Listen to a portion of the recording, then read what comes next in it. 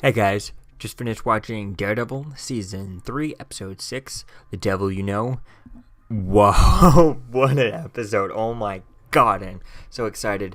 I'm disappointed that I'm only able to watch one episode at a time right now since I'm working and during the week and stuff, so I work such long hours and I just happened to end up early today, so I'm really excited. I would desperately want to watch another episode, but wow, this is so amazing. I love this. I just definitely can't wait to see where things are going. So first off, we see Matt goes to Karen. He ends up at Karen's place. We kind of start off with kind of Karen still kind of talking about the where she left off on last episode, where she revealed to Foggy that she killed Wesley back in season 1. And he asked her all kinds of questions. What did she do with the gun? She's like, she threw it in the river. Did she touch the body? And she's like, no, I don't think so.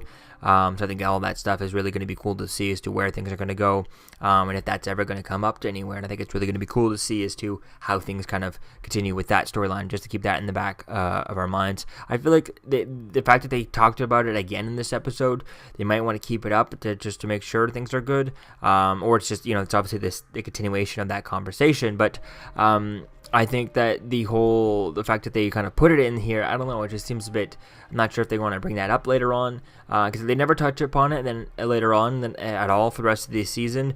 I could, like, for a while, then I feel like it might come up at the last minute just to kind of bite her in the behind as the season ends type thing. I feel like it could be one of those things that comes back. Maybe she gets arrested for that day or something like that. I think that could be something quite interesting to see, is if that's where she ends the episode, or she ends the series, this season, with her, admitting to it, or I don't see her really admitting to it, especially now that, if after Foggy if they help, if she even tells Matt the story, and if they confirm that, yes, that was self-defense type thing, I think it would be something interesting to see if that comes out at some point. We see that Poindexter is still having nightmares about Julie and stuff. He still hasn't gotten over to her and stuff. We see that Foggy tell Karen that, because we see Matt and had went to go to her place and went ask her for her help so that he could get Jasper Sitwell, the guy who stabbed Wilson Fisk, to talk to Karen, proving that Wilson Fisk paid him to do it instead of making it look like he was attacked by the people he's ratting out in prison. And I think that's was an interesting idea, obviously, that Wilson Fisk is playing everyone. They wanted the guy who stabbed Wilson Fisk, to talk to Karen Bates so she could write about it, put it out there, and Foggy and Karen says no, she doesn't want to help him, and then she tells that to Foggy. Foggy's like, no, yeah, you got to, Matt. Everyone in Matt's life has kind of abandoned him, and so I'm not abandoning him, even though he's being a terrible friend. I'm not going to abandon him like this because everyone in his life abandons him. And then Sister Maggie pretty much tells him the same thing, that even though he's pushing away because everyone in his life abandons him, even I did, and even she did, and you need to stay with him even though he's pushing you away type thing. And I think that's really an interesting point, and I definitely can't wait to see more of that. So then she decides to help him.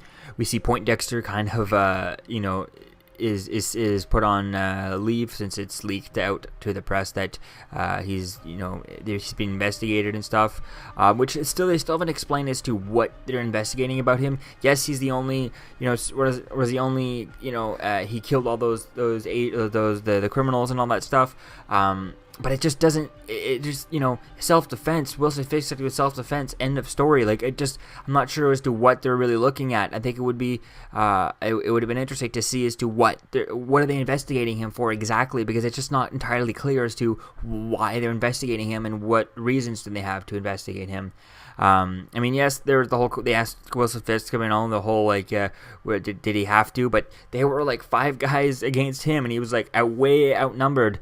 They were, easily about, there were about 5 or 10 guys I think he took out. So at some point there was even 5 guys that were like just in a group versus him. So that really would not have, the odds was just to take them all out. He couldn't waste any time type thing. So I think that, and even Wilson Fisk, said so. It was his life was in danger type thing, and he had no choice because their guns came up to shoot him. So I don't see what part of it. Wilson Fisk corroborated that it's with self-defense. So what other part could they be looking into? I'd like to know exactly that. I think it would be interesting to see, because right now it seems like he's just going crazy. He's going crazy, but it's not his fault. He hasn't done anything wrong yet. Obviously now he has by the end of this story he has, but we'll have to wait and see as to where things go with all that. So we see Poindexter is sent on leave of duty. We see Foggy tells the FBI that Fisk is playing them, and he says, like, I'm here to represent as Matt's lawyer. I have Matt Murdock. I also have Jasper Evans. I'd like for you to see. And they're like, no. That's when Ray looks into Jasper Evans, and he calls the warden's place, and they say that he's been missing, which I find that weird. I guess Wilson Fisk hasn't paid the warden or anything like that, or a warden isn't on Wilson Fisk's side. It seems like he'd be one of the big people to help, that Fisk would need on his side to sell the whole Jasper Sitwell situation, and to have him walk out of the prison type thing. I feel like that would be the easiest way to do that. The warden would probably know that that because Jasper Sitwell is what he sounds like. And I guess it's kind of cliche that he is that way, that he's just kind of a, he's, but I guess they needed another angle to hold against him, which was his son. But to see that, he did a bad thing and he got into prison because he was just trying to trying to protect his family and stuff, trying to raise his family and stuff. He didn't know how to do that with his son. So I think that's kind of interesting with all that. So I think, the warden, if I was Wilson Fisk, I would have the warden on his side, so that when the FBI, if they do double check things and try to, go back and find, Jasper Evans, and they ever want to talk to him, they call back and he's gone. Like, you know what I mean? There's just two chances. Yes, when they were told that Fisk is playing with him, they're going to look into him, but they may want to have gone back to Jasper Evans for any number of reasons. Something just kind of accidentally, let's just check with Jasper Evans again, and they just want to go back with one more time, and then they find out, whoops, he's not there. Where the hell is he? I think it's just, if the warden had been on Fisk's payroll, that's just something I think if Wilson Fisk would have had. Would have fixed that. He would have had the warden on his payroll type thing, or at least some way of making sure that it's done. Yeah, he's in there type thing. I don't know, but yeah, that was just one thing kind of stood out for me there. And then that's when they think they're bluffing, and they see that Poindexter. We see that Poindexter puts a gun to his head. We see Poindexter with the gun about to blow his brains out and stuff. But that's when he gets a call from Wilson Fisk, and the next time we see him in the red costume in the bulletin as they're trying to get the statement from Jasper Sitwell, and we get the Matt Murdock versus Daredevil fight, which is pretty much Matt Murdock, Daredevil, which is obviously Bullseye in the costume, so that's really cool seeing that there. See Jasper Evans ends up getting killed, and I think it's really interesting to see as to where things are going, but Matt's all bloody, so he can't he has to evade as the FBI is coming in. He has to hide. And one thing I was thinking that what Matt should have done, what he should have done is run outside and as Matt Murdock and just get back into his Matt Murdock costume type of thing, so that he can walk outside and just be like, I tripped down the stairs because I'm a blind man, right? And say that's why he's all bloody. I think that would be more. Who would make more sense type thing. I fell down some stairs trying to run out. I think that would have been way more believable, and he could have just done that. I think that would have made some more sense as to how he did that. Maybe take his own nose and break it take his nose and just go and break it on a on a wall, just hit his nose so he breaks it, so that it looks like he actually tripped and fell face first, and so some of his collarbone type thing. They could have just escaped that way, but they don't end up getting into him because the FBI are not really looking into him as Daredevil and stuff. So I think it's really going to be cool to see kind of where things go with all this. Really was an intense episode. I'm dying to watch the next episode, but I'm gonna have to hope and try and watch it tomorrow. Fingers crossed and I'm done early enough to be able to watch it. But yeah, so let me know what you think, guys, about this episode in the comments below. What was your favorite part? What do you think about it? And do you think at this point, if you haven't watched anything further, at this point, do you think we're going to get to see the Bullseye costume? I feel like it's inevitable. We're going to get to it.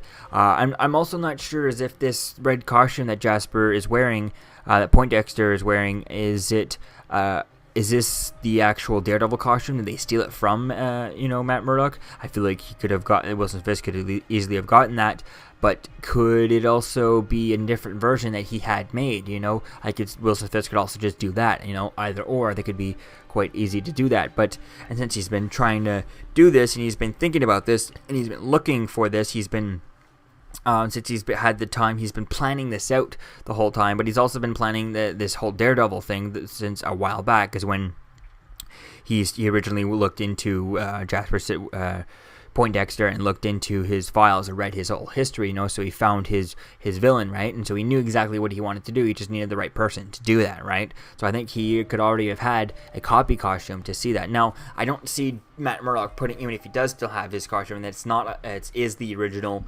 red suit made by Melvin Potter, which is interesting. We haven't seen him in a very long time, but it would be cool to see as to where things kind of go with that, and if that is.